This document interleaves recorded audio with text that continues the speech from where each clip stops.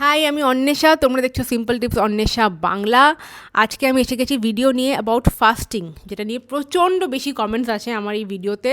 So let us begin without further ado. আমি যা যা বলবো is of course research based, experience with my own self and now experience with a lot of my clients. আমি 6 বছর ধরে আমার ইট লাভ personal diet programme চালাই, যেখানে আমি 1-on-1 কনসালটেশন দিই ক্লায়েন্টসদের।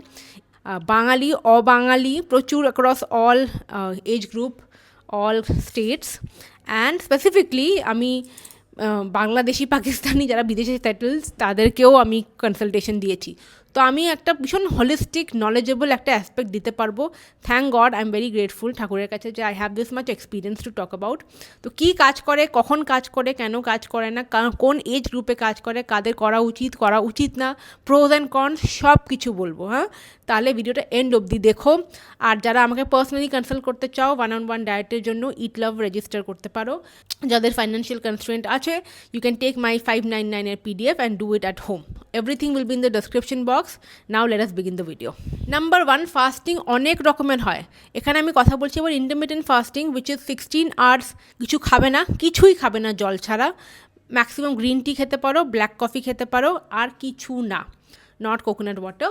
আর 8 ঘন্টার টাইম থাকে তোমার খাবার। এবার রিসার্চ আছে যে যেহেতু যারা ফাস্টিং করে তাদের ইনসুলিন সেন্সিটিভিটি ইস্যুসটা বেটার হয়, আর তারা এই জন্য বডিতে ইনফ্লামেশন ঠিক করতে পারে, তারা হরমোনাল ইমব্যালেন্স ঠিক করতে পারে, তার জন্য ফ্যাট লস, ওয়েট লস হতে পারে। ওকে, তো অনেক বেনিফিটস আছে যেই জন্য লোকে ফাস্টিং করে, আর আমাদের কালচারেও একটা টেন্ডেন্সি আছে। প্রবলেম এই হয় যে ফাস্টিংয়ে লোকে কী খাবে সেটা জানে না, সেই জন্য ফাস্টিং করে, কিন্তু জাঙ্ক যদি খায় ফাস্টিংয়ে কোনো বেনিফিট হবে না। ঠিক আছে, তোমাকে ক্যালোরি ডেফিসিট মানে তোমার বডিতে ফ্যাট বার্নিং করার জন্য আমাদের এক ধরনের ক্যালোরি, যেটা এখন আপাতত খাচ্ছি তার থেকে কম খেতে হবে। সবার আলাদা আলাদা এটা হয়। তো ফাস্টিংয়ের মধ্যেও তোমাকে ক্যালোরি ডেফিসিটেই খেতে হবে। এবারে তুমি হয়তো এমন একজন মহিলা যে 16-8 খুব হুজুগে ওয়েট লুজ করতে হবে, কিছু করতে হবে বলে করে নিলে। তো দেয়ার আর ডিফারেন্ট কাইন্ডস অফ পিপল, ঠিক আছে, যারা ফাস্টিং অনেক রকম করে। তো অনেকে হুজুগে এসে ওজন এবার কমাতেই হবে, ডাক্তার বলে দিয়েছে খুব অসুস্থ বলে শুরু করে অ্যান্ড ওয়েট লুজও করে। Yes, people lose weight and immense amount of weight, কারণ কি খাওয়া কমিয়ে দিয়েছে, টাইমিংটা বেটার করে দিয়েছে। মানে হয়তো তুমি 10টায় শুরু করলে সকালে ব্রেকফাস্ট, ফার্স্ট মিলটা, আর তোমার মোটামুটি 6টার মধ্যে শেষ হয়ে গেল লাস্ট মিলটা ওখানে। আর এটাতে মেজরিটি লোক ওয়েট লুজ করে নেয়। এবার প্রবলেমটা কী আছে, এরা যারা হুজুগে শুরু করে তারা হয়তো 1 মাস 2 মাস করলো আর ওয়েট লুজ কিছু করলো, তারপরে আর তো আর কন্টিনিউ করতে পারছে না।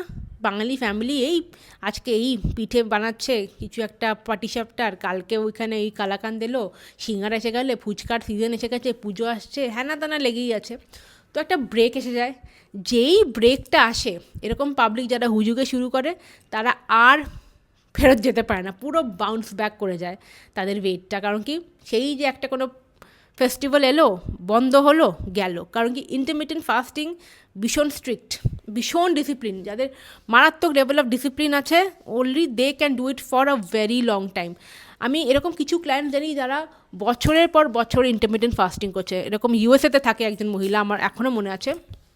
She is somebody who's been doing IF for almost 10 years। তো তখন তার সঙ্গে যখন আমি কনসালটেশন করেছিলাম, তাকে IF-এর মধ্যেই আমি ক্যালোরি ডেফিসিট দিয়েছিলাম, আর সে করতে পেরেছিল। আর এরকম আমি অনেককেই জানি, বেশিরভাগকে জানি, যারা কিছুদিন করে তারপরে বাবারে চুল হয়ে গেল, আর পারলাম না, ছেড়ে দিল। ঠিক আছে, so now what is the most comfortable way of fasting? আমি বলবো যারা ফাস্টিং করতে অভ্যস্ত, তাদের ফাস্টিং করে ভালো লাগে, এক্সপিরিয়েন্স আছে, তারাই এক্সট্রিম 16-8 ফাস্ট করবে। তাই 2 মাস 3 মাসের ব্যাপার নয় ফাস্টিং, এটা একটা লাইফস্টাইল। ঠিক আছে, এটা একটা লাইফস্টাইল। কারণ কি, অনেক তোমাকে সোশ্যাল আউটিংস, গ্যাদারিং সব বন্ধ করতে হবে তো ইন্টারমিটেন্ট ফাস্টিং করার জন্য। আর ইন্টারমিটেন্ট ফাস্টিং এরকমও না যে এই কিছুদিন করলাম, 3-4 দিন করলাম, বাকি দিন চুলে গেল। It will not work on your body. If you are in your early 20s, anything will work. তুমি তোমার আর্লি 20-তে তুমি তোমার বডির সঙ্গে যা ইচ্ছা করতে পারো, কারণ তোমার বডির এজ, বায়োলজিক্যাল এজ তোমাকে সাপোর্ট করবে। প্রবলেম শুরু হয় 30s-এ, 40s-এ, 50s, তো ছেড়েই দাও। আমার যদি কথা শোনো, if you are inexperienced, doctor বলেছে ওজন কমাতেই হবে, বা নিজেও দেখছো অনেক ওয়েটটা বেড়ে গেছে, ওবিসিটি হয়ে গেছে, ওভার ওয়েটের এক্সট্রিমে চলে গেছো, 100 কেজি, 80 কেজি, 90 কেজি, 70 কেজি, সব ওভারওয়েট তোমাদের যদি করতে হয়, safest bet is a 13 to 14 hours of fast.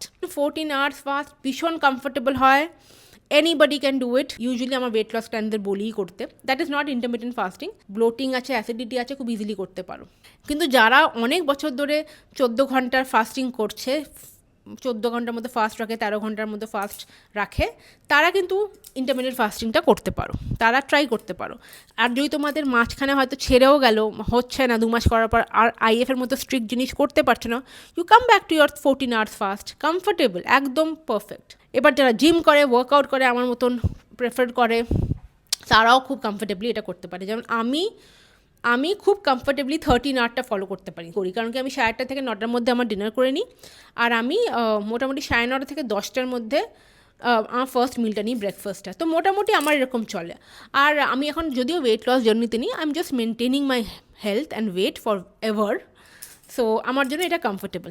Now comes the best part. লোকে ভাবে যে weight loss is everything. Weight loss is not everything, fat loss is everything. বডিতে weight loss হওয়া মানে ওয়াটার যাচ্ছে, ফ্যাট যাচ্ছে, মাসল চলে যাচ্ছে। এই তুমি দেখেছো অনেক মহিলারা, আমাদের মায়ের বয়সী যারা 50, 60, 70s, এই 50, 60 এজ গ্রুপের অনেকে কিন্তু বাড়ির খুব কাজ করে, বাড়িতে খুব অ্যাক্টিভ, অ্যান্ড এরা কিন্তু অনেক হাঁটাহাঁটিও করে।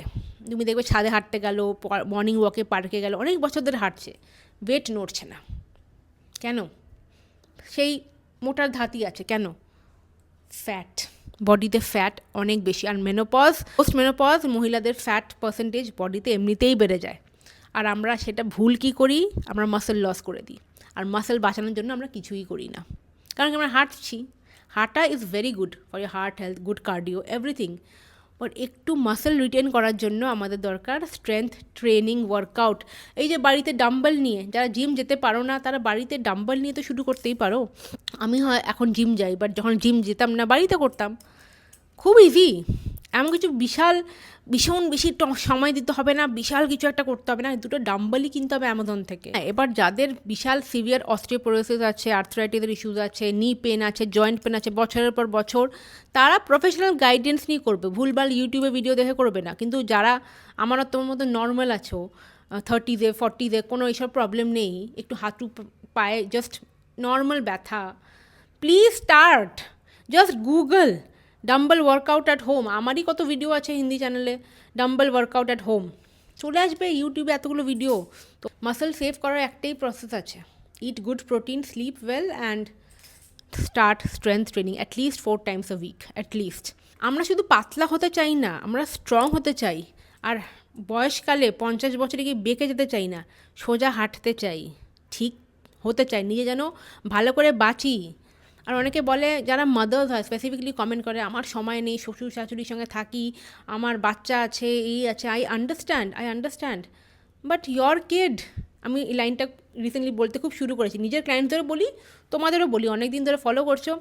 Your kid deserves a healthy mother, a fit mother, happy mother. যেটা আমরা ফেস করেছি, আমাদের বাচ্চা যেন ফেস না করে।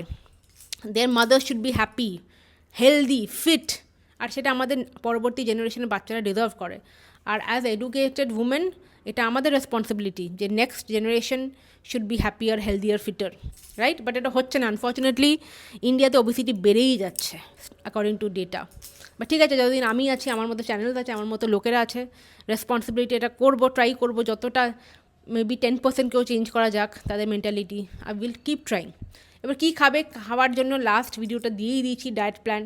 যারা ইজিলি 14-13 আওয়ার ফাস্ট করবে তারা ওই ডায়েট প্ল্যানটাই করবে। যারা 16 আওয়ার ফাস্ট করবে তারা ব্রেকফাস্ট, লাঞ্চ অ্যান্ড ডিনার ঠিক 3টে মিল করবে, এর বেশি কিছু করবে না। একই জিনিস বারবার বলে তো লাভ নেই, ডায়েট প্ল্যান মোটামুটি ওরকমই থাকবে, টাইম রেস্ট্রিকশন হয়ে যাবে। হ্যাঁ, আমার living example, I can tell you যে আমার কত ক্লায়েন্টস, ওয়ার্কিং মাদার্স, কর্পোরেটে জব করা মাদার্সরা মোস্টলি আমার ক্লায়েন্ট, যেটা বললাম, করছে ওয়েট লস। তাদের অনেকের thyroid, PCOD, diabetes, cholesterol, liver, fatty liver grade 1, grade 2, একটা পেশেন্ট তো লিভার সিরোসিসেরও করেছি। মানে এক্সট্রিম কেসেসও দেখছি মানুষে করে 30 বছর, 40 বছর, 50 বছর। একটু কনসিস্টেন্সি লাগবে। অনেকে দেখেছি প্রবলেম কী হয়, 3 দিন 4 দিন কিছু করলো, মানে ছবি পাঠাচ্ছে আমার কাছে, they are sending me pictures in my plan, 12 উইকসের জন্য এসেছে। হ্যাঁ, তো 3 দিন তো খুব ভালো করে পিকচার পাঠালো, 4th দিন গায়েব, 5th ডে গায়েব, 6th ডে গায়েব। এবার এইগুলোতে না আমি বুঝি যে টাইমিং মেনটেন হচ্ছে না, বা আমরা একটা পোর্শনটা মেনটেন করতে পারছি না, কারণ ক্যালোরি ডেফিসিট ছাড়া ওয়েট লস হবে না। আর সবার ক্যালোরি ডিফারেন্ট হয়, এভরি স্টেজে ডিফারেন্ট হয়, ঠিক আছে? It is not easy. আমি তো জানি যে ওজন কমানো ইজি নয়, ইজি হলে তো সবাই করে নিত, রাইট? ইজি নয়, ডিসিপ্লিন কনসিস্টেন্সি লাগবে, একটা বয়সের পর তো আরও বেশি লাগবে। আর ঘ্যান ঘ্যান করলে চলবে না, ভাই আমার তো ওজন কমছে না, কী করবো, এই করবো, ওই পেশেন্ট না হলে তো হবে না। তাহলে তো ওই ওষুধ খেতে হবে, সেই ডায়াবেটিসের মতো যখন এখন ওষুধ খায় লোকে, এখন তো ওজন কমানোর জন্য পিল ইঞ্জেকশন এসে গেছে, তো আর কতগুলো ওষুধ নেবে বলো? একটু ভাবো, একটু পেশেন্স না নিয়ে এসো, একটু কনসিস্টেন্সি নিয়ে এসো, পারবে। আমার মধ্যে একটা বিশ্বাস যে মানুষে চাইলে মানুষ সব পারে, অনলি দ্যাট নিজের মধ্যে পেশেন্স, কনসিস্টেন্সি, উইল পাওয়ার, ঘ্যানঘ্যানানি কম, ওই যে ব্যাপারগুলো দরকার। সে আইএফ করো না করো, বাট কনসিস্টেন্সি 2-3 সপ্তাহের, 2-3 মাসের কনসিস্টেন্সি নয়, 2-3 বছর, 20-30 বছরের কনসিস্টেন্সি লাগবে, ঠিক আছে?